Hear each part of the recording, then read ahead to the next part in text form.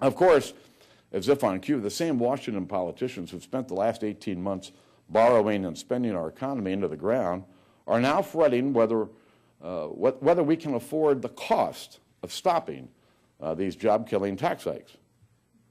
Only in Washington would it be acceptable to think that taxpayers should have to pay for the privilege of keeping more of their hard-earned money.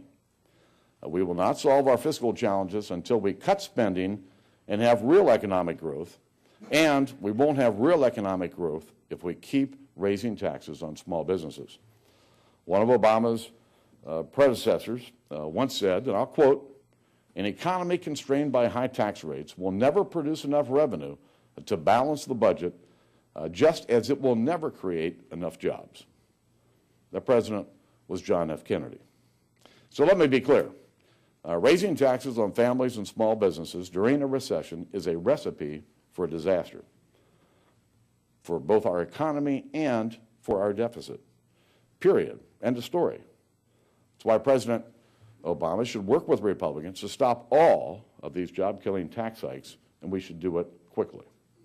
Second, President Obama should announce that he will veto any job-killing bills sent to his desk by a lame duck Congress, including card check, national energy tax, and any other tax increases on families and small businesses. The House passed a cap-and-trade national energy tax, but that bill remains sitting in the United States Senate. Remember this, this plan to raise energy prices in America will, as President Obama said, raise our utility cost. I think he said they will skyrocket. Now listen, the national energy tax has the capacity to wipe out many of the manufacturers and family farms here in Ohio that are just barely hanging on. Also pending is a card check bill. And this bill is the top priority for the public sector unions that provide money and foot soldiers for Democrat campaigns around the country. It eliminates a worker's right to a secret ballot in union elections, making it easier to organize while putting employers at a firm disadvantage. Card check is essentially a how-to guide for destroying small business jobs. When I asked the president about his support for card check during a meeting last month, he accused me of scare tactics, while the rest of the Democrat leaders sitting around the table looked at me as if they didn't know what I was talking about. Well, the very next week, the president told a union crowd that he will, quote, keep on fighting for card check.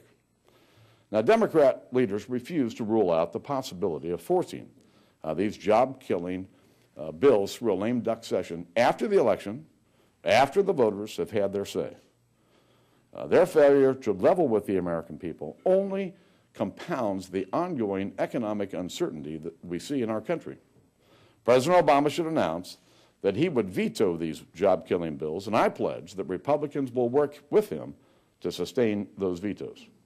Third, the president should call on Democrat leaders in Congress to stop obstructing Republican attempts to repeal the new health care law's job-killing 1099 mandate. The president's government takeover of health care is already wreaking havoc on employers, and this is a law that, upon its enactment, triggered the creation of more than 160 boards, bureaucracies, programs, and commissions. And by the end of July, Washington had already racked up nearly 3,833 pages of regulations to direct the law's implementation.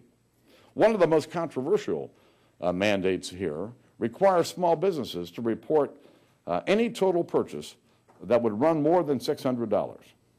So if a landscaper wants to buy a new lawnmower or a restaurant needs a new ice maker, they have to report that purchase to the federal government.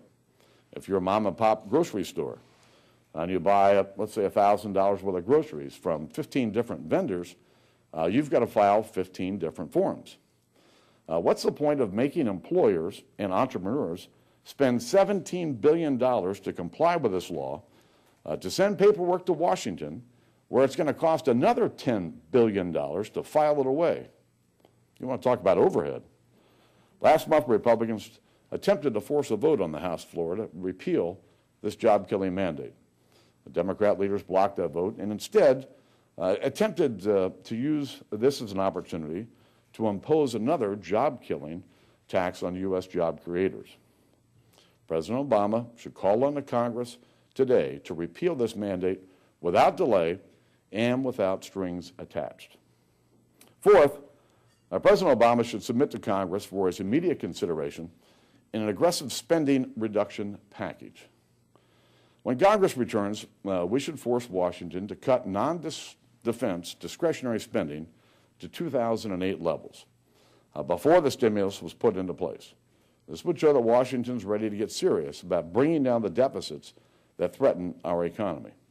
For his part, President Obama says we should wait and talk about a deficit reduction plan next year.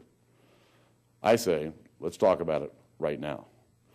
All the stimulus spending has gotten us nowhere, but it comes from somewhere. We're now borrowing 41 cents of every dollar we spend from our kids and our grandkids. Think about that. 41 cents of every dollar the federal government spends this year, we're going to pass the bill on to our kids and our grandkids. This spring, when power changed hands in Britain, another country racked by red ink, one Treasury minister left a note for his successor. And the note said, "I'm afraid to tell you there's no money left." Well, I'm not afraid to tell you there's no money left. We're broke. In fact, our debt is on track to exceed the entire size of our economy in the next 2 years. And the government has no plan in place for paying back this debt. In fact, Congress didn't even write a budget this year. They just canceled it altogether. Without a budget, Washington will try to get away with continuing to spend at current levels. And I don't think we can allow that to happen. Economists have warned that all this borrowing runs the risk of causing a damaging spike in interest rates, which would cripple any kind of job creation in our country. We also cannot allow politicians in Washington to continue trotting out the same tired scare tactics because they don't have the courage to say no to whichever union or special interest has their hand out.